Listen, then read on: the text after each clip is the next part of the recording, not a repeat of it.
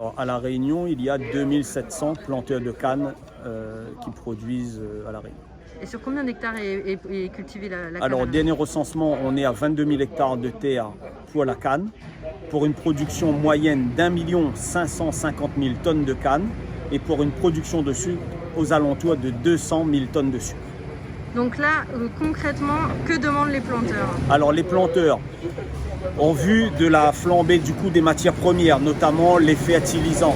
Alors, donc au vu de l'augmentation du coût de production qui est aujourd'hui intenable, il faut absolument que le prix de la tonne de canne augmente. Et la tonne de canne payée aux producteurs par les industriels qui est aujourd'hui dans des conditions idéales aux alentours de 40 € la tonne de canne.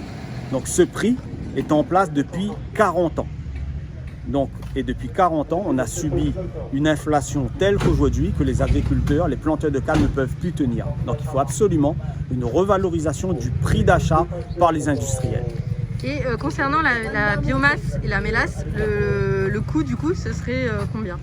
Alors donc on sait que le marché de la mélasse pour les industriels représente 7 millions d'euros et que la production de mélasse est en forte baisse à La Réunion. Donc aujourd'hui, il faut absolument que le prix de cette mélasse soit mieux payé pour que nous, agriculteurs, puissent bénéficier des retombées de cette augmentation de prix. Donc souvent, tout ce qui est rare et cher, si la mélasse devient rare, c'est qu'elle doit augmenter pour permettre aux agriculteurs de se sentir concernés par tous les sous-produits de la canne.